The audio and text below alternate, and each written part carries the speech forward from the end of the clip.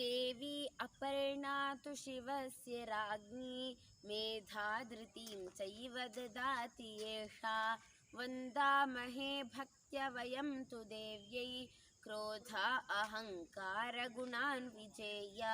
ಶ್ರೀ ಗುರುಭ್ಯೋ ನಮಃ. ಇಂದು ದೇವರ ವಿಷಯದ ಕುರಿತಾಗಿ ಸ್ವಲ್ಪ ವಿಷಯಗಳನ್ನು ತಿಳಿದುಕೊಳ್ಳೋಣ. ದೇವರು ಅಂದರೆ ಯಾರು, ದೇವರು ಎಲ್ಲಿ ವಾಸಿಸ್ತಾ ಇರ್ತಾನೆ ಅಂತ ಎಲ್ಲ ವಿಷಯಗಳ ಬಗ್ಗೆ ತಿಳ್ಕೊಳ್ಳೋಣ. ಮೇಲೆ ಹೇಳಿರುವಂತಹ ಶ್ಲೋಕದ ತಾತ್ಪರ್ಯ ಏನಂತ ಹೇಳಿದ್ರೆ, ಇಲ್ಲಿ ದೇವಿ ಅಪರ್ಣಾ ಅಂತ ಹೇಳಿದ್ರೆ ಪಾರ್ವತಿ ದೇವಿಯು ಸಾಕ್ಷಾತ್ ಶಿವನ ಪತ್ನಿಯಾಗಿದ್ದಾಳೆ.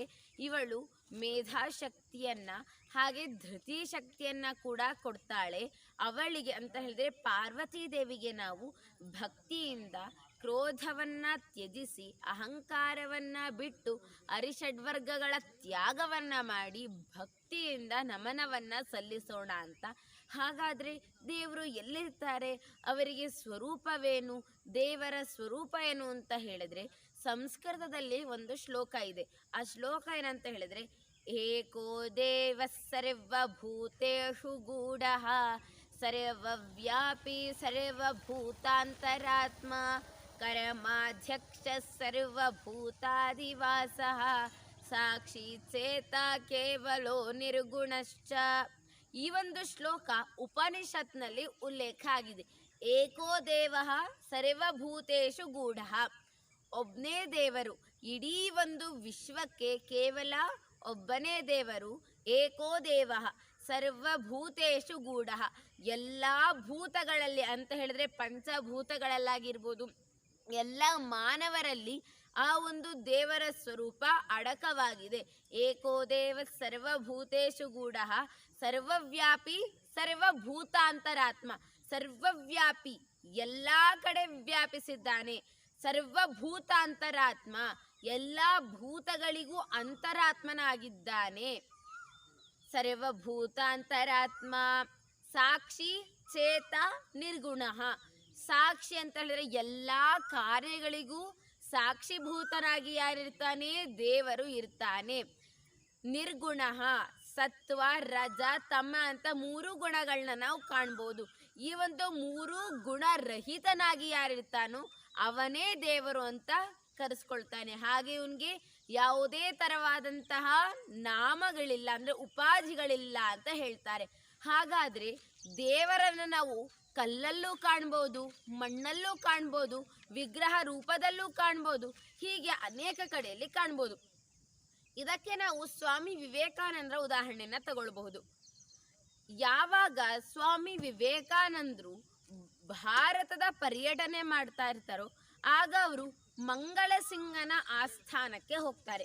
ಮಂಗಲಸಿಂಹ ಖೇತ್ರಿ ರಾಜ, ಖೇತ್ರಿ ರಾಜ್ಯದ ರಾಜನಾಗಿರ್ತಾನವನು.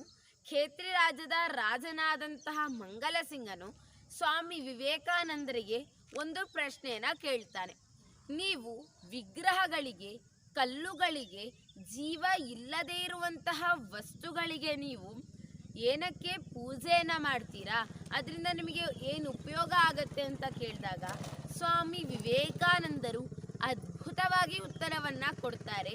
ಏನಂತ ಹೇಳಿದ್ರೆ, ಒಬ್ಬ ಸೈನಿಕನನ್ನು ಕರೆದ್ರು ಅಥವಾ ಒಂದು ಸೇವಕನನ್ನು ಕರೆದು ಅಲ್ಲಿ ಮುಂದೆ ಇರುವಂತಹ ಭಾವಚಿತ್ರವನ್ನು ತೋರಿಸಿ ಆ ಭಾವಚಿತ್ರಕ್ಕೆ ಉಗುಳು ಅಂತ ಆದೇಶಿಸ್ತಾರೆ.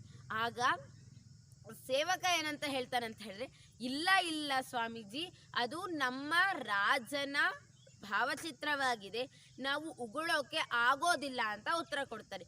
ಆಗ ಸ್ವಾಮಿ ವಿವೇಕಾನಂದರು ಅದ್ಭುತವಾಗಿ ಹೇಳ್ತಾರೆ, ಹೀಗೆ ಆ ಒಂದು ಭಾವಚಿತ್ರದಲ್ಲಿ ಯಾವುದೇ ರೀತಿಯಾದಂತಹ ಜೀವವಿಲ್ಲ, ಭಾವನೆ ಇಲ್ಲ, ಆದರೂ ಕೂಡ ಈ ಒಬ್ಬ ಸೇವಕ ಆ ಒಂದು ಚಿತ್ರಕ್ಕೆ ಗೌರವಪೂರ್ವಕವಾಗಿ ಗೌರವವನ್ನು ಕೊಡ್ತಾ ಇದ್ದಾನೆ.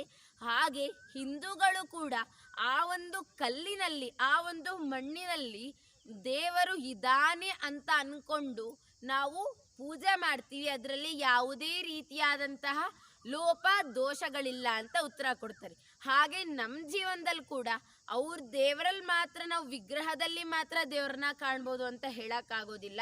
ಎಲ್ಲೋದ್ರೂ ಕೂಡ ದೇವ್ರು ಇದ್ದೇ ಇರ್ತಾನೆ. ದೇವ್ರು ನಮಗೆ ಯಾವ ರೀತಿಯಾಗಿ ಕಾಣಿಸ್ತಾನೆ, ಹೇಗೆ ಕಾಣಿಸ್ತಾನೆ ಅಂತ ಕೇಳ್ಬೋದು. ಅದಕ್ಕೆ ಡಿ ಗುಂಡಪ್ಪನವರು ಅಂತ ಹೇಳಿದ್ರೆ ಕನ್ನಡ ಭಗವದ್ಗೀತೆ ಅಂತಲೇ ಪ್ರಸಿದ್ಧಿಯನ್ನ ಪಡೆದಿರುವಂತಹ ಮಂಕುತಿಮ್ಮನ ಕಗ್ಗದಲ್ಲಿ ಅದ್ಭುತವಾದಂತಹ 4 ಸಾಲನ್ನ ಉಳ್ಳಂತಹ ಕಗ್ಗವನ್ನ ಬರೆದಿದ್ದಾರೆ. ಏನು ಅಂತ ನಿಮಗೆ ತಿಳಿದಿರ್ಬೋದು, ಆದ್ರೂ ಈಗ ನೋಡೋಣ. ಸಾಮಾನ್ಯ ರೂಪದಲ್ಲಿ ಸಂಸಾರಿ ವೇಷದಲ್ಲಿ ಸ್ವಾಮಿ ನಿನ್ನಡೆಗೆ ಬರಬಹುದು ವರವ ನೀಡಿ, ಮಹಿಮೆ ಕಾಂಬೊಡೆ ನಿನಗೆ ಸಂಸ್ಕಾರವಿರಬೇಕು, ತಾಮಸಿಗೆ ವರವೆಲ್ಲಿ ಮಂಕುತಿಮ್ಮ. ಈ ಒಂದೊಂದು ಸಾಲಿನ ಒಂದೊಂದು ಪದದ ಅರ್ಥವನ್ನ ಗಮನಿಸ್ಕೊಂಡು ಹೋಗೋಣ. ಸಾಮಾನ್ಯ ರೂಪದಲ್ಲಿ ದೇವರು ಸಾಮಾನ್ಯ ವೇಷದಲ್ಲಿ ಬರ್ಬೋದು ಅಂತ ಹೇಳಿದ್ರೆ ಯಾವುದೇ ಆಡಂಬರವಿಲ್ಲದಂತೆ ನಮ್ಮ ಸಖಿಯಾಗಿ, ಸ್ನೇಹಿತೆಯಾಗಿ, ತಾಯಿಯಾಗಿ, ತಂದೆಯಾಗಿ ಬಂದು ಸಲಹುವುದು ಸಾಮಾನ್ಯ ರೂಪದಲ್ಲಿ. ಸಂಸಾರಿ ವೇಷದಲ್ಲಿ ಅಂತ ಹೇಳಿದ್ರೆ ಸಂಸಾರಿಯ ತರ ರೀತಿಯಲ್ಲಿ ವೇಷವನ್ನ ಧರಿಸ್ಕೊಂಡು ದೇವರು ಪ್ರತ್ಯಕ್ಷ ಆಗಬಹುದು. ಸಾಮಾನ್ಯ ರೂಪದಲ್ಲಿ ಸಂಸಾರಿ ವೇಷದಲ್ಲಿ ಸ್ವಾಮಿ ನಿನ್ನಡೆಗೆ ಬರಬಹುದು ವರವ ನೀಡಿ. ಇಲ್ಲಿ ಸ್ವಾಮಿ ಅಂತ ಹೇಳಿದ್ರೆ ದೇವರು, ದೇವರು ನಮ್ಮ ಕಡೆಗೆ ವರವನ್ನ ನೀಡ್ತಾ ಬರಬಹುದು. ಮಹಿಮೆ ಕಾಂಬೊಡೆ ನಿನಗೆ ಸಂಸ್ಕಾರವಿರಬೇಕು. ನಿನಗೆ ಆ ಒಬ್ಬ ವ್ಯಕ್ತಿ, ಆ ಒಬ್ಬ ಸಂಸಾರಿ ದೇವರು ಅಂತ ನಿನಗೆ ಗೊತ್ತಾಗಬೇಕು ಅಂತ ಹೇಳಿದ್ರೆ, ಆ ಒಬ್ಬ ಮನುಷ್ಯನ ಮಹಿಮೆ ನಿನಗೆ ತಿಳಿಬೇಕಂತ ಹೇಳಿದ್ರೆ ಮೊದಲು ನಿನಗೆ ಸಂಸ್ಕಾರ ಇರಬೇಕು. ತಾಮಸಿಗೆ ವರವೆಲ್ಲಿ ಮಂಕುತಿಮ್ಮ. ತಾಮಸ ಗುಣವನ್ನ ಹೊಂದಿದವರಿಗೆ ಈ ಥರದ ಯಾವುದೇ ರೀತಿಯಾದಂತಹ ದೇವರ ಸ್ವರೂಪಗಳು, ದೇವರ ಮಹಿಮೆಗಳು ಕಾಣೋದಿಲ್ಲ, ತಿಳಿಯೋದಿಲ್ಲ. ಆದ ಕಾರಣ ನಾವು ಆ ಸಂಸ್ಕಾರವನ್ನ ವೃದ್ಧಿಸ್ಕೊಂಡು ಹೋಗ್ಬೇಕಂತ ಡಿ ಗುಂಡಪ್ಪನವರು ಅದ್ಭುತವಾಗಿ ವರ್ಣಿಸ್ತಾರೆ. ಇದಕ್ಕೊಂದು ಕಥೆ, ಸೂಕ್ತವಾದಂತಹ ಕಥೆಯನ್ನ ತಿಳ್ಕೊಳ್ಳೋಣ. ಇದು ಕಾಲ್ಪನಿಕ ಕಥೆಯಾಗಿರಬಹುದು, ಆದರೆ ಇದರ ಸಾರ ಅದ್ಭುತವಾಗಿದೆ. ಒಂದೂರಿನಲ್ಲಿ ಒಬ್ಳು ವೃದ್ಧೆ ಇರ್ತಾಳೆ. ಆ ವೃದ್ಧೆ ತುಂಬಾ ದೈವ ಭಕ್ತಿ. ಎಲ್ಲಿ ನೋಡಿದ್ರು ವಿಷ್ಣು ವಿಷ್ಣು ವಿಷ್ಣು, ಎಲ್ಲಿ ನೋಡಿದ್ರು ಜಪ ಬಿಡೋದೇ ಇಲ್ಲ. ಈಗೇನಾಗತ್ತೆ ಅಂತ ಹೇಳಿದ್ರೆ ಪ್ರತಿದಿನ ಅವಳು ಸಂಧ್ಯಾ ಕಾಲದಲ್ಲಿ ಅವಳು ದೇವರ ನಾಮಸ್ಮರಣೆಯನ್ನ ಮಾಡ್ತಿರ್ತಾಳೆ. ಒಂದಿನ ತನ್ನ ಮನೆಯ ಮೇಲ್ಭಾಗದಲ್ಲಿ ಕುತ್ಕೊಂಡು ವಿಷ್ಣು ವಿಷ್ಣು ವಿಷ್ಣು ಅಂತ ಜಪಿಸ್ತಿರ್ಬೇಕಾದ್ರೆ ಆ ಒಂದು ಕ್ಷಣದಲ್ಲಿ ವಾತಾವರಣದ ವಿಪರೀತವಾದಂತಹ ಒತ್ತಡದಿಂದ ಏನಾಗುತ್ತೆ, ಪ್ರವಾಹ ಬರಕ್ಕೆ ಆರಂಭ ಆಗತ್ತೆ. ಜೋರಾದಂತಹ ಪ್ರವಾಹಗಳು ಬರುತ್ತೆ. ಎಲ್ಲ ಊರಿನ ಜನರು ಕೂಡ ಅವ್ರೇನ್ ಮಾಡ್ತಾರೆ, ತನ್ನ ಗ್ರಾಮವನ್ನ ತ್ಯಜಿಸಿ ಹೊರಟು ಹೋಗ್ತಾರೆ.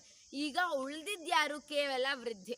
ಮೊದಲು ಊರಿನ ಜನರು ಬಂದು ವೃದ್ಧೆಗೆ ಹೇಳ್ತಾರೆ, ವೃದ್ಧೆ ಬಾ, ತುಂಬಾ ಪ್ರವಾಹ ಬರ್ತಾ ಇದೆ, ಬಾ ನಾವು ಕರ್ಕೊಂಡು ಹೋಗ್ತೀವಿ ಅಂತ. ಆಗ ವೃದ್ಧೆ ಉತ್ತರ ಕೊಡ್ತಾಳೆ, ಇಲ್ಲ, ನಾನು ಬರ್ಬೇಕಂತ ಹೇಳಿದ್ರೆ ವಿಷ್ಣುನೇ ಬಂದು ಕರ್ಕೊಂಡು ಹೋಗ್ಬೇಕು ಅಂತ ಉತ್ತರ ಕೊಡ್ತಾಳೆ. ಆಗ ಯಾವುದೇ ರೀತಿಯಾದಂತಹ ಸಮಾಧಾನದ ಮಾತುಗಳನ್ನ ತಿಳಿಸಕ್ ಆಗೋದಿಲ್ಲ ಊರಿನ ಜನರಿಗೆ. ಅವರು ಪುನಃ ತೆರಳ್ತಾರೆ. ಇನ್ನೂ ಹೆಚ್ಚಿಗೆ ಆಗುತ್ತೆ ಪ್ರವಾಹ, ಅಧಿಕ ಜಲಮಟ್ಟ ಬರುತ್ತೆ. ಆಗ ಹಡಗಿಂದ ಮನುಷ್ಯರು ಬಂದು, ವೃದ್ಧೆ ಬಾ, ನಿನ್ನನ್ನು ಇಲ್ಲಿಂದ ಕರ್ಕೊಂಡು ಹೋಗಿ ಬೇರೆ ಊರಿಗೆ ಕರ್ಕೊಂಡೋಗಿ ನಾನು ಬಿಡ್ತೀನಿ ಅಂತ ಹೇಳಿದಾಗ ವೃದ್ಧೆ ಅದಕ್ಕೂ ಕೂಡ ಒಪ್ಪೋದಿಲ್ಲ. ನನಗೆ ವಿಷ್ಣುನೇ ಬಂದು ಸಹಾಯ ಮಾಡ್ತಾನೆ, ಅವನೇ ಬಂದು ನನ್ನ ಕರ್ಕೊಂಡು ಹೋಗ್ತಾನೆ ಅಂತ ಹೇಳಿದಾಗ ಹಡಗಿನ ಜನರೆಲ್ಲರೂ ವಾಪಸ್ಸು ಹೋಗ್ತಾರೆ. ಕೊನೆಗೆ ಏರೋಪ್ಲೇನ್ ಅಂದರೆ ವಿಮಾನದ ಮೂಲಕ ಮನುಷ್ಯರು ಬಂದು ವೃದ್ಧೆಗೆ ಪ್ರಶ್ನೆನ ಕೇಳ್ತಾರೆ, ಬಾ, ನಿನಗೆ ಸಹಾಯ ಮಾಡ್ತೀನಿ ಅಂದಾಗಲೂ ವೃದ್ಧೆ ಒಪ್ಪೋದಿಲ್ಲ. ಆಗ ವಿಮಾನದವರು ಕೂಡ ಹೋಗ್ತಾರೆ. ಇಷ್ಟು ಆದರೂ ಕೂಡ ವೃದ್ಧೆ ಅಲ್ಲಿಂದ ಎದ್ದೇಳೋದಿಲ್ಲ. ಪ್ರವಾಹ ಮೇಲೇರ್ತಾ ಏರ್ತಾ ಏರ್ತಾ ವೃದ್ಧೆಯ ಪ್ರಾಣವನ್ನ ನುಂಗಿಬಿಡುತ್ತೆ. ಆಗ ವೃದ್ಧೆ ಎಲ್ಲಿಗೆ ಹೋಗ್ತಾಳೆ? ಸ್ವರ್ಗಕ್ಕೆ ಹೋಗ್ತಾಳೆ. ಸ್ವರ್ಗಕ್ಕೆ ಹೋದಾಗ ಅವಳಿಗೆ ತುಂಬಾ ಬೇಜಾರಾಗುತ್ತೆ. ತುಂಬಾ ಬೇಜಾರಿಂದ ವಿಷ್ಣುವಿನ ಹತ್ರ ಕೇಳ್ತಾಳೆ, ನಾನು ನಿನಗೆ ಅಷ್ಟು ವಿಧವಾದಂತಹ ಹಣ್ಣು ಹಂಪಲುಗಳನ್ನ ಕೊಟ್ಟೆ, ಹಾಗೆ ಭಕ್ತಿಯನ್ನ ತೋರಿಸ್ದೆ, ಕೊನೆಗಾಲದಲ್ಲೂ ನಾನು ಭಕ್ತಿನೇ ತೋರಿಸ್ತಿದ್ದೆ, ನೀನ್ ಯಾಕೆ ನನಗೆ ಸಹಾಯ ಮಾಡಲಿಲ್ಲ ಅಂತ ಕೇಳ್ತಾಳೆ ತುಂಬಾ ದುಃಖದಿಂದ. ಆಗ ವಿಷ್ಣು ಹೇಳ್ತಾನೆ, ಏನ್ ಹೇಳ್ತಾನೆ ಅಂತ ಹೇಳಿದ್ರೆ, ನಾನು ನಿನಗೆ ಸಹಾಯ ಮಾಡಕ್ಕೆ ಮೊದಲು ಊರಿನವನಾಗಿ ಬಂದೆ, ಆಮೇಲೆ ಹಡಗಿನವನಾಗಿ ಬಂದೆ, ವಿಮಾನದವನಾಗಿ ಬಂದೆ. ಆದರೂ ನೀನು ವಿಷ್ಣು ಬರಬೇಕು ಅಂತ ಕಾಯ್ತಿದ್ದೆ ಹೊರತು ಅವನೇ ವಿಷ್ಣು ಅಂತ ನಿನಗೆ ಗುರುತಿಸೋಂಥ ಶಕ್ತಿ ಇರಲಿಲ್ಲ. ಆದ ಕಾರಣ ನಾನು ಎಷ್ಟೇ ಸಹಾಯ ಮಾಡಿದ್ರು, ಸಹಾಯ ಮಾಡಕ್ಕೆ ಬಂದರೂ ಕೂಡ ನೀನು ಒಪ್ಪಲಿಲ್ಲ ಅಂತ ಹೇಳ್ತಾನೆ ವಿಷ್ಣು. ಈ ಒಂದು ಕಥೆಯಿಂದ ನಾವು ಏನು ತಿಳ್ಕೊಬೇಕಂತ ಹೇಳಿದ್ರೆ, ನಾವು ಕೂಡ ನಮಗೆ ಸಹಾಯ ಮಾಡಿದವ್ರು ಯಾರೇ ಆಗಿರ್ಬೋದು, ಆ ಒಂದು ಸಮಯದಲ್ಲಿ ಆ ದೇವರೇ ಅವರಲ್ಲಿ ಇರ್ತಾನೆ ಅಂತ. ಈಗ ನೀವು ಊಹಿಸ್ಕೊಳ್ಳಿ, ನೀವು ಒಂದು ಕಡೆ ದೂರ ಪ್ರಯಾಣವನ್ನು ಹೋಗ್ತಾ ಇರ್ತೀರಾ, ಗೊತ್ತಿಲ್ದಿರೋ ಜಾಗ, ಗೊತ್ತಿಲ್ದಿರೋ ಪ್ರದೇಶ, ಗೊತ್ತಿಲ್ದಿರೋ ಜನರು, ಗೊತ್ತಿಲ್ಲದ ಭಾಷೆ. ನೀವು ಆದರೂ ಆ ಭಾಷೆನ ತಿಳ್ಕೋಬೇಕು, ಆ ಊರನ್ನ ಪರಿಚಯ ಮಾಡ್ಕೋಬೇಕಂತ ಹೋಗ್ತಿರ್ತೀರಾ. ಮಧ್ಯದಲ್ಲಿ ಕಾರ್ಗಿರೋ ಒಂದು ಪೆಟ್ರೋಲ್ ಏನಾಗ್ಬಿಡತ್ತೆ, ಖಾಲಿ ಆಗತ್ತೆ. ನೋಡಿದ್ರೆ ಪಕ್ಕದಲ್ಲಿ ಪೆಟ್ರೋಲ್ ಬಂಕ್ಗಳಿಲ್ಲ, ಯಾವುದೇ ಒಂದು ವಾಹನಗಳು ಓಡಾಡ್ತಿಲ್ಲ. ವಾಹನಗಳು ಓಡಾಡ್ತಿದ್ರು, ಅವ್ರ ಜೊತೆ ಸಂವಾದ ಮಾಡಲು ನಮಗೆ ಭಾಷೆ ಗೊತ್ತಿಲ್ಲ. ಈ ಒಂದು ಸಮಯದಲ್ಲಿ ಒಬ್ಬ ವ್ಯಕ್ತಿ ಬಂದು ನಮ್ಮ ಕಷ್ಟಗಳನ್ನ ಅರ್ಥಕೊಂಡು ಪೆಟ್ರೋಲನ್ನು ಕೊಡ್ತಾನೆ ಅಂತ ಹೇಳಿದ್ರೆ ಅವನಲ್ಲಿ ದೇವರಿದ್ದಾನೆ ಅಂತ ತಾನೇ ಅರ್ಥ. ನಾವು ಅದನ್ನು ಅರ್ಥ ಮಾಡ್ಕೋಬೇಕು. ಹಾಗಾದರೆ ದೇವರು ದೇವರು ದೇವರು ದೇವರು ಅಂತ ಹೇಳ್ತಿರ್ತೀವಿ. ದೇವರು ಏನಕ್ಕೆ ಬರ್ತಾನೆ? ಕಷ್ಟಕ್ಕೆ ಬರ್ತಾನೋ ಸುಖಕ್ಕೆ ಬರ್ತಾನೋ ಅಂತ ನಮಗೆ ಚಿಂತೆ.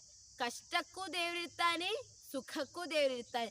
ಆದರೆ ಈ ಮನುಷ್ಯರೆಲ್ಲ ನಾವೆಲ್ಲ ಏನು ಮಾಡ್ತಿದ್ದೀವಿ, ಕೇವಲ ಸುಖ ಬಂದಾಗ ಓ ದೇವರು, ನನ್ನ ದೇವರು, ಅವನು ನನಗೆ ಸಹಾಯ ಮಾಡ್ತಾನೆ ಅಂತ ಹೇಳ್ತೀವಿ.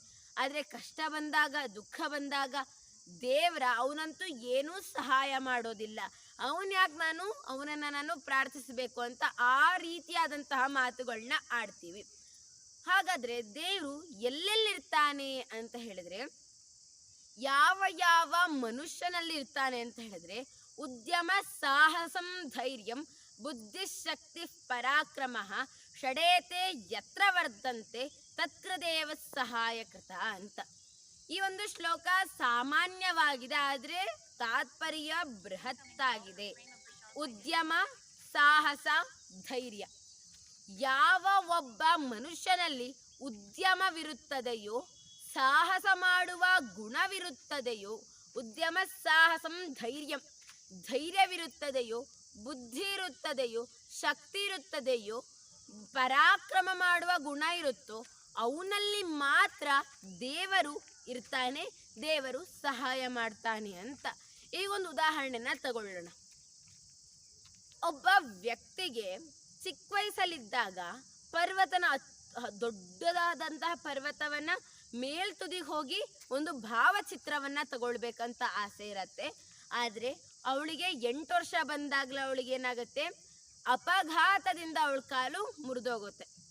ಆದರೂ ಅವಳಿಗೆ ಆ ಒಂದು ಪರ್ವತದ ಮೇಲ್ಭಾಗವನ್ನು ಹತ್ತಿ ಭಾವಚಿತ್ರವನ್ನು ತಗೊಳ್ಬೇಕಂತ ಆಸೆ. ಅದಕ್ಕವಳು ಪ್ರತಿದಿನ ಅವಳು ಪ್ರಯತ್ನ ಮಾಡ್ತಾ ಇರ್ತಾಳೆ. ಆಮೇಲೆ ಅವಳಿಗೆ ಒಂದು ಸಾಹಸ ಮಾಡಬೇಕಂತ ಛಲ ಇರುತ್ತೆ. ಅವಳು ಆ ಒಂದು ಸಾಹಸ ಮಾಡಬೇಕು, ಪರಾಕ್ರಮವನ್ನು ಮಾಡಬೇಕಂತ ತಗೊಂಡು ಕಾಲು ಮುರಿದೋಗಿದ್ರೂ ಕೂಡ ಯಾವುದೇ ರೀತಿಯಾದಂಥ ಅಂಜಿಕೆ ಇಲ್ಲದಂತೆಯೇ ಕೃತಕ ಕಾಲನ್ನು ಹಾಕೊಂಡು ಧೈರ್ಯವನ್ನು ಮಾಡಿ ಬುದ್ಧಿಯನ್ನು ಉಪಯೋಗಿಸಿ ಶಕ್ತಿಯಿಂದ ಆ ಒಬ್ಬಳು ಪರ್ವತವನ್ನು ಹತ್ತಿ ಭಾವಚಿತ್ರವನ್ನು ತೆಗೊಳ್ತಾಳೆ ಅಂತ ಹೇಳಿದ್ರೆ, ಇಲ್ಲಿ ಅದಕ್ಕೆಲ್ಲ ಆಗಬೇಕಂತ ಹೇಳಿದ್ರೆ ಪ್ರಮುಖವಾಗಿ ಬೇಕಾದಂಥದ್ದು ಏನು? ದೇವರ ಆಶೀರ್ವಾದ. ಯಥಾ ಬೀಜಂ ವಿನಾ ಕ್ಷೇತ್ರಂ ಉಕ್ತಂ ಭವತಿ ನಿಷ್ಫಲಂ ತಥಾ ಪುರುಷ ಕಾರ್ಯೇಣ ವಿನಾ ದೈವಂ ನ ಸಿದ್ಧ್ಯತಿ. ಇನ್ನೊಮ್ಮೆ ಹೇಳ್ತೀನಿ, ಯಥಾ ಬೀಜಂ ವಿನಾ ಕ್ಷೇತ್ರಂ ಉಕ್ತಂ ಭವತಿ ನಿಷ್ಫಲಂ ತಥಾ ಪುರುಷ ಕಾರ್ಯೇಣ ವಿನಾ ದೈವಂ ನ ಸಿದ್ಧ್ಯತಿ. ಈ ಒಂದು ಶ್ಲೋಕಕ್ಕೆ ಒಂದು ಉದಾಹರಣೆನ ಕೊಡ್ತೀನಿ.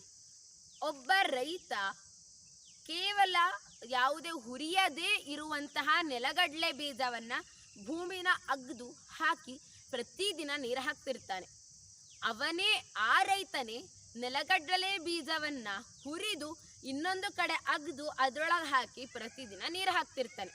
ಆದರೆ ಮೊದಲು ಹುರಿಯದೇ ಇರುವಂತಹ ನೆಲಗಡಲೆ ಬೀಜ ಸ್ವಲ್ಪ ಕಾಲವಾದಂಥ ಮೇಲೆ ಅದು ಚಿಗುರೊಡೆಯೋಕ್ಕಾಗ ಆರಂಭ ಆಗುತ್ತೆ. ಆದರೆ ಹುರಿದು ಹಾಕಿರುವಂತಹ ನೆಲಗಡಲೆ ಬೀಜ ಏನಾಗುತ್ತೆ, ಎಷ್ಟೇ ವರ್ಷಗಳು ಹೋದರೂ ಕೂಡ ಅದು ಚಿಗುರೊಡೆಯಲ್ಲ. ಆಗ ಅವನಿಗೆ ಗೊತ್ತಾಗತ್ತೆ, ಆಗ ಆ ರೈತನಿಗೆ ಈ ಒಂದು ಶ್ಲೋಕದ ತಾತ್ಪರ್ಯ ಗೊತ್ತಾಗತ್ತೆ. ಯಥಾ ಬೀಜಂ ವಿನಾ ಕ್ಷೇತ್ರಂ ಉಕ್ತಂ ಭವತಿ ನಿಷ್ಫಲಂ. ಹೇಗೆ ಬೀಜಗಳು ಸಮವಾದಂತಹ ಫಲವತ್ತಾದಂತಹ ಭೂಮಿ ಇಲ್ದೇನೆ ಅದು ಫಲವನ್ನ ಕೊಡೋದಿಲ್ವೋ, ಹಾಗೆಯೇ ದೈವವೂ ಕೂಡ ಪುರುಷ ಪ್ರಯತ್ನವಿಲ್ಲದೆ ನಮಗೆ ಫಲಿಸೋದಿಲ್ಲ. ನಾವೆಂದೂ ಕೂಡ ಓ ದೇವ್ರಿದಾನಲ್ವ, ಅವನು ನನಗೆ ಸಹಾಯ ಮಾಡ್ತಾನೆ ಅಂತ ಭಾವಿಸಬಾರ್ದು. ನಮ್ಮ ಪ್ರಯತ್ನ 99% ಇದ್ರೆ ಮಾತ್ರ ಕೇವಲ 1% ದೇವರ ಅನುಗ್ರಹ ಇರುತ್ತೆ. ಹಾಗೆ ಆ ಒಂದು ವ್ಯಕ್ತಿಗೆ, ಅಂದರೆ ಒಬ್ಳು ಹುಡುಗಿಗೆ ಪರ್ವತಾರೋಹಣ ಮಾಡಿ ಭಾವಚಿತ್ರವನ್ನ ತೆಗೊಳ್ಬೇಕು ಅಂತ ಒಂದು ದೃಢ ನಿರ್ಧಾರ ಇತ್ತು. ಅದಕ್ಕವಳು 99% ಏನೇ ಅಡೆತಡೆಗಳು ಬಂದರೂ ಕೂಡ ಅವಳು ಅದನ್ನ ಬದಿಗೊತ್ತಿ ಮುಂದೆ ಹೋಗಿದ ಕಾರಣ ಅವಳು ಏನಾಗ್ತಾಳೆ, ತನ್ನ ಗುರಿಯನ್ನ ಮುಟ್ತಾಳೆ.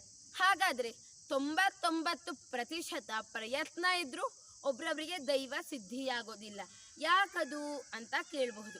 ಈಗ ಉದಾಹರಣೆನ ತಗೊಳ್ಳೋಣ. ಒಬ್ಳು ಸೆಕೆಂಡ್ PUC ಓದ್ತಿರ್ತಾಳೆ. ಅವಳಿಗೆ ಒಂದು ಓಟದ ಸ್ಪರ್ಧೆಯಲ್ಲಿ ಗೆಲ್ಲಬೇಕಂತ ಆಸೆ ಇರುತ್ತೆ. ಅವಳು ಪ್ರತಿದಿನ ಸಂಜೆ 5 ಗಂಟೆಯಿಂದ 7 ಗಂಟೆ ತನಕ ತನ್ನ ಮನೆಯ ಸುತ್ತ ದೂರ ಓಡಿ ವಾಪಸ್ ಬಂದು ಬೆಳಗ್ಗೆ ಎದ್ದ ತಕ್ಷಣ ಓಡ್ತಾಳೆ, ವಾಪಸ್ ಬರ್ತಾಳೆ, ಓಡ್ತಾಳೆ, ವಾಪಸ್ ಬರ್ತಾಳೆ. ಹೀಗೆ ಸ್ಪರ್ಧೆ ದಿನ ಕೂಡ ಓಡ್ತಾಳೆ. ಆದರೆ ಅವಳನ್ನ ಮೀರಿಸೋಂಥ ಒಬ್ಬ ವ್ಯಕ್ತಿ ಬಂದು ಅವಳನ್ನ ಮೀರಿಸ್ಬಿಡ್ತಾನೆ. ಆಗ ಅವಳಿಗೆ ಬೇಜಾರಾಗತ್ತೆ. ಇಷ್ಟೆಲ್ಲ ಪ್ರಯತ್ನ ಮಾಡಿದೆ ನಾನು, ಇಷ್ಟೆಲ್ಲ ಕಷ್ಟಪಟ್ಟೆ ನಾನು, ಇಷ್ಟೆಲ್ಲ ಬೆಳಗ್ಗೆ ಎದ್ದು ನಿದ್ದೆಗೆಟ್ಟೆಲ್ಲ ನಾನು ಕಲಿತೆ, ಆದರೆ ನನಗೆ ಬರಲಿಲ್ವಲ್ಲ ಅಂತ ಅವಳು ತುಂಬ ದುಃಖದಲ್ಲಿದ್ದಾಗ ಅಮ್ಮ ಬಂದು ಸಮಾಧಾನ ಮಾಡ್ತಾರೆ. ಯಾವ ರೀತಿಯಾದಂಥ ಸಮಾಧಾನ ಅಂತ ಹೇಳಿದ್ರೆ, ನೀನು ಇಷ್ಟೆಲ್ಲ ಪ್ರಯತ್ನ ಮಾಡಿದೆ, ಇಷ್ಟೆಲ್ಲ ಸಾಧನೆ ಮಾಡ್ಬೇಕಂತ ಹೊರಟೆ, ಒಮ್ಮೆಯಾದರೂ ದೇವರಿಗೆ ಒಂದು ಕೈ ಮುಗಿದ್ಯಾ, ದೇವರಿಗೆ ನನ್ನನ್ನು ಸಲಹು ಅಂತ ಕೇಳ್ಕೊಂಡ್ಯಾ? ಹಾಗಾದರೆ ದೈವದ ಶಕ್ತಿಯೇ ಇಲ್ಲ ಅಂತ ಹೇಳಿದ್ರೆ ನೀನು ಹೇಗೆ ಗೆಲ್ತೀಯಾ ಅಂತ ಹೇಳಿದಾಗ ಅವಳಿಗೆ ಗರ್ವ ಆಗುತ್ತೆ. ಅಂದಿನಿಂದ ಅವಳು ದೇವರ ಭಕ್ತರಾಗಿ ಉಳಿತಾಳೆ. ಹಾಗೆ ಮುಂದೆ ನೋಡ್ತಾ ಹೋದರೆ ದೇವರು ಅಂತ ನಾವು ನಾಮ ಮಾತ್ರಕ್ಕಷ್ಟೇ ನಾವು ಕೇಳ್ಕೊಂಡು ಹೋಗ್ತೀವಿ. ಮನಸ್ಸಿನಲ್ಲಿ ಮಾತ್ರ ದೇವರು ಅನ್ನೋದು ಇರೋದೇ ಇಲ್ಲ. ಇದಕ್ಕೇನಂತ ಕರಿತೀವಿ ಅಂತ ಹೇಳಿದ್ರೆ ಡಾಂಬಿಕ ಭಕ್ತಿತನ ಅಂತ ಕರಿತೀವಿ. ಡಾಂಬಿಕ ಭಕ್ತಿತನ ಅಂತ ಹೇಳಿದ್ರೆ ಬೆಳಗ್ಗೆ 5 ಗಂಟೆಗೆ ಹೇಳ್ತಾನವನು. ಬೆಳಗ್ಗೆ ಎದ್ದು ತಣ್ಣೀರಲ್ಲಿ ಸ್ನಾನ ಮಾಡಿಕೊಂಡು ಜಪದ ಮಾಲೆ ಹಾಕೊಂಡು ಹೋಗಿ ದೇವ್ರ ಮುಂದೆ ಕೂರ್ತಾನೆ. ದೇವ್ರ ಮುಂದೆ ಕೂತು ನನ್ಗೆ ಅವ್ರ ಮೇಲೆ ದ್ವೇಷ ಇದೆ. ಈ ಒಂದು ಚಲನಚಿತ್ರದಲ್ಲಿ ಈ ಒಂದು ದೃಶ್ಯ ತುಂಬಾ ಅದ್ಭುತವಾಗಿತ್ತು. ಅವಳಿಗೆ ಅವಳು ನನ್ನ ಜೊತೆ ಜಗಳ ಆಡಿದ್ಲು, ಅವಳಿಗೆ ವಾಪಸ್ ನಾನು ತಿರುಗಿ ಗೇಟ್ ಕೊಡಬೇಕು, ಈ ರೀತಿಯಾದಂತಹ ಯೋಚನೆ ಮಾಡ್ತಿರ್ತಾನೆ. ಆದರೆ ಆಚೆಗೆ ಬಂದು ಎಲ್ಲರಿಗೂ ನಾನೊಬ್ಬನೇ ಭಕ್ತ, ನನ್ನಿಂತ ಭಕ್ತ ಯಾರೂ ಇಲ್ಲ ಅಂತ ತೋರಿಸ್ಕೊತೇನೆ. ಈ ಒಂದು ಭಕ್ತಿತನಕ್ಕೆ ಯಾವ ದೇವರು ಕೂಡ ಸಹಾಯ ಮಾಡೋದಿಲ್ಲ, ಯಾವ ದೇವರು ಕೂಡ ಅಲ್ಲಿ ಇರೋದಿಲ್ಲ, ವಾಸ ಮಾಡೋದಿಲ್ಲ. ಈ ಒಂದು ಕತೆಗೆ 2 ಕಥೆನ ಹೇಳ್ತೀನಿ. ಕತೆಗಳು ಹೆಚ್ಚಾಗಿರಬಹುದು, ಆದರೆ ಆ ಕಥೆಯಿಂದ ತಿಳಿದುಕೊಳ್ಬೇಕಾಗಿದ್ದು ತುಂಬ ವಿಷಯಗಳನ್ನ ನಾವು ತಿಳಿದುಕೊಳ್ಬೇಕು. ಕಥೆಗಳನ್ನ ಕೇಳಿ ನಾವು ಮನದಟ್ಟನ ಮಾಡ್ಕೊಳ್ಳೋಣ. ಮೊದಲನೇ ಕತೆ ನೋಡೋಣ. 2 ಒಂದೇ ನೀತಿಯನ್ನ ಕೊಡುತ್ತೆ, ಆದರೆ ಬೇರೆ ಬೇರೆಯಾದಂತಹ ನೀತಿ ಕಥೆಗಳು. ಒಂದು ಊರಲ್ಲಿ ಬ್ರಾಹ್ಮಣ ಮತ್ತೆ ಒಂದು ಪುಟ್ಟ ಬಾಲಕ. ಆ ಪುಟ್ಟ ಬಾಲಕಂಗೆ ಎಷ್ಟು ವರ್ಷ ಅಂತ ಹೇಳಿದ್ರೆ 5 ವರ್ಷ. ಆ ಪುಟ್ಟ ಬಾಲಕ ಪ್ರತಿದಿನ ನದಿ ದಂಡೆಗೆ ಹೋಗ್ತಾನೆ. ಅದೇ ಸಮಯದಲ್ಲಿ ಬ್ರಾಹ್ಮಣ ಕೂಡ ಏನ್ ಮಾಡ್ತಿರ್ತಾನೆ ಅಂತ ಹೇಳಿದ್ರೆ ಸಂಧ್ಯಾ ವಂದನೆ ಮಾಡ್ತಿರ್ತಾನೆ. ಈ ಬ್ರಾಹ್ಮಣ ಪ್ರತಿದಿನ ಸಂಧ್ಯಾ ವಂದನೆ ಮಾಡ್ತಿರ್ತಾನೆ. ಅದೇ ಸಮಯದಲ್ಲಿ ಮಗು ಕೂಡ ಹೋಗಿ ಆಟ ಆಡ್ತಿರುತ್ತೆ. ಮಗು ಜೊತೆ ಆಟ ಆಡಕ್ಕೆ ಯಾರೂ ಇರೋದಿಲ್ಲ, ಆದ್ರೂ ಅದೇ ಯಾರ್ದೋ ಕೈಯನ್ನ ಹಿಡ್ಕೊಂಡು ಆಟ ಆಡ್ತಿರುತ್ತೆ. ಬ್ರಾಹ್ಮಣನ್ಗೆ ಸಂಶಯ ಬರುತ್ತೆ, ಹೇಗೆ ಯಾರ ಕೈಯೂ ಹಿಡ್ಕೊಳ್ಳಲ್ಲ ಇವನು, ಹೇಗೆ ಆಟ ಆಡ್ತಾನೆ, ಹೇಗೆ ತಿರುಗ್ತಾನೆ ಇವನು ಅಂತ ಅವನಿಗೆ ಸಂಶಯ ಬಂದು ಒಮ್ಮೆ ಹೋಗಿ ಕೇಳ್ತಾನೆ ಮಗು ಹತ್ರ. ಮಗು ಬಾ ಇಲ್ಲಿ ಅಂತ ಕರೆದು, ಏನು ನೀನು ಯಾರ ಜೊತೆ ಆಟ ಆಡ್ತೀಯಾ ಅಂತ ಕೇಳಿದಾಗ ಮಗು ಉತ್ತರ ಕೊಡುತ್ತೆ, ನನ್ನನ್ನು ಪ್ರತಿದಿನ ಒಬ್ಬ ನೋಡ್ತಿರ್ತಾನ ಮೇಲೆ ಅವನು ಪ್ರತಿದಿನ ಸಂಜೆ 6 ಗಂಟೆಗೆ ಬರ್ತಾನೆ, ನನ್ನ ಜೊತೆ ಆಟ ಆಡ್ತಾನೆ, ಆದರೆ ವಾಪಸ್ 6:15ಗೆ ಹೋಗ್ಬಿಡ್ತಾನೆ. ಮತ್ತೆ ಮಾರನೇ ದಿನ ಬರ್ತಾನೆ, ಹೋಗ್ತಾನೆ. ಈ ರೀತಿ ಹೇಳಿದಾಗ ಬ್ರಾಹ್ಮಣನಿಗೆ ಕೋಪ ಬಂದ್ಬಿಡತ್ತೆ. ನಾನು ಪ್ರತಿದಿನ ಸಂಧ್ಯಾ ವಂದನೆ ಮಾಡ್ತೀನಿ, ಆದರೆ ಇವನು ಏನೂ ಮಾಡೋದಿಲ್ಲ, ಆದರೂ ಇವನಿಗೋಸ್ಕರ ಆ ದೇವರು ಬರ್ತಾನ ಅಂತ ಕೇಳ್ಕೊಂಡು ಕೋಪದಿಂದ ದೇವರಿಗೆ ಕರೆದು ಪ್ರಶ್ನೆ ಮಾಡ್ತಾನೆ. ಆಗ ದೇವರು ಉತ್ತರ ಕೊಡ್ತಾರೆ, ನೀನು ಬರ್ತೀಯ ಹೌದಪ್ಪ, ನೀನು ನನಗೆ ಅರ್ಘ್ಯಗಳನ್ನ ಕೊಡ್ತೀಯ ಹೌದು, ಅದನ್ನ ಒಪ್ಕೋತೀನಿ, ಆದರೆ ಒಂದಿನ ನಾನು ಒಮ್ಮೆಯಾದ್ರು ಭಕ್ತಿಯಿಂದ ನನಗೆ ಕೇಳಿದ್ಯಾ, ಆಯಿತು ಅದು ಭಕ್ತಿಯಿಂದ ಕೇಳಿದ್ಯಾ ಅಂತನಾದ್ರು ನಾವು ಒಪ್ಕೊಳ್ಳೋಣ. ಆದರೆ ನೀನು ಒಮ್ಮೆನಾದರೂ ನನಗೆ ನೀನು ನನ್ನ ಜೊತೆ ಇರು ಅಂತ ಕೇಳಿದ್ಯಾ, ನೀನು ಕೇಳೋದು ಹಣ ಕೊಡು, ವಿದ್ಯೆ ಕೊಡು, ಏಕಾಗ್ರತೆ ಕೊಡು, ನನಗೆ ದೊಡ್ಡ ಆಸ್ತಿ ಕೊಡು, ದೊಡ್ಡ ಸಂಪತ್ತು ಕೊಡು, ಚೆನ್ನಾಗಿರೋ ಹೆಂಡತಿ ಕೊಡು, ಚೆನ್ನಾಗಿರೋ ಕಾರ್ ಕೊಡು ಅಂತ ಕೇಳ್ತೀಯ ಹೊರತು ಒಮ್ಮೆ ಆದರೂ ನೀನು ನನ್ನ ಜೊತೆ ಇರು ಅಂತ ಕೇಳಿದ್ದೀನಪ್ಪ, ಇಲ್ಲ ಅಂತ ಹೇಳ್ತಾನೆ ಬ್ರಾಹ್ಮಣ. ಆಗ ಅವನಿಗೆ ಇನ್ನೂ ಕೋಪ ಇರುತ್ತೆ. ಈ ಮಗು ಕೇಳ್ತಾ ನಿನ್ನ ಹತ್ರ ನೀನು ನನ್ನ ಜೊತೆ ಇರು ಅಂತ ಈ ಮಗು ಕೇಳ್ತಾ ಅಂತ ಹೇಳಿದಾಗ ದೇವ್ರು ಹೇಳುತ್ತೆ, ಇಲ್ಲ ಆ ಮಗು ಕೇಳಿಲ್ಲ, ಆದರೆ ನಿನ್ನಷ್ಟು ಏನೂ ಕೇಳಿಲ್ಲ ಮಗು, ಕೇವಲ ಕೇಳಿದ್ದು ನನ್ನ ಜೊತೆ ಆಟ ಆಡಕ್ ಬಾ ಅಂತ. ಆ ಮುಗ್ಧ ಮನಸ್ಸಿಗೆ ನಾನು ಸೋತು ನಾನು ಅಲ್ಲಿ ಬಂದು ಆಟ ಆಡ್ತೀನಿ, ನೀನು ಮುಗ್ಧ ಮನಸ್ಸಿನಿಂದ ಯಾವುದೇ ರೀತಿಯಾದಂತಹ ಸ್ವಾರ್ಥತನವಿಲ್ಲದೆ ಕೇಳು, ನಾನು ನಿನಗೆ ಸಹಾಯ ಮಾಡ್ತೀನಿ ಅಂತ ಹೇಳ್ತಾರೆ. ಇನ್ನೊಂದು ಕತೆ ಇದೇ ನೀತಿಯನ್ನ ಕೊಡುತ್ತೆ, ಆದರೆ ತಿಳ್ಕೊಳ್ತಾ ಹೋಗೋಣ. ಒಂದು ಮನೆಯಲ್ಲಿ ಅಣ್ಣ ತಮ್ಮಂದಿರ್ತಾರೆ. ಅಣ್ಣ ಶ್ರೀಮಂತ, ತಮ್ಮ ಬಡವ. ಅಣ್ಣ ಏನು ಮಾಡ್ತಾನೆ, ಅಣ್ಣನೂ ದೇವ ಭಕ್ತನೇ, ತಮ್ಮನೂ ದೇವ ಭಕ್ತನೇ. ಇವನು ಅಣ್ಣ ಏನು ಮಾಡ್ತಾನೆ ಅಂತ ಹೇಳಿದ್ರೆ ದೊಡ್ಡ ಗುಡಿ ಕಟ್ಟಿಸ್ತಾನೆ. ದೊಡ್ಡ ಗುಡಿ ಕಟ್ಟಿಸಿ ಅಲ್ಲಿ ಗೋಪುರ ಎಲ್ಲ ಹಾಕಿ ಇನ್ನೇನು ದೇವರ ಪ್ರತಿಷ್ಠಾಪನೆ ಮಾಡಬೇಕು. ಆಗ ದೇವರ ಪ್ರತಿಷ್ಠಾಪನೆ ಮಾಡಬೇಕಂತ ಹೇಳಿದ್ರೆ ಸಮಯ ಕೂಡ ಬರಬೇಕು. ಸಮಯ ಕೂಡ ಬರ್ತಿದೆ, ಆದರೆ ದೇವರ ಪ್ರತಿಷ್ಠಾಪನೆ ಆಗ್ತಿಲ್ಲ. ಆಗ ತುಂಬ ದುಃಖ ಪಡ್ತಾನೆ ಯಾರು, ಅಣ್ಣ. ಅಯ್ಯೋ ದೇವರು ಬರ್ತಿಲ್ವಲ್ಲ, ನನ್ನ ಗುಡಿಲಿ ಹೋಗಿ ಕೂರ್ತಿಲ್ವಲ್ಲ ಅಂತ. ಆ ಸಮಯದಲ್ಲಿ ತಮ್ಮ ತುಂಬ ಖುಷಿಯಾಗಿ ಯಾವುದೇ ರೀತಿಯಾದಂತಹ ಚಿಂತೆ ಇಲ್ಲದಂತೆ ಅವನು ಬದುಕ್ತಿರ್ತಾನೆ.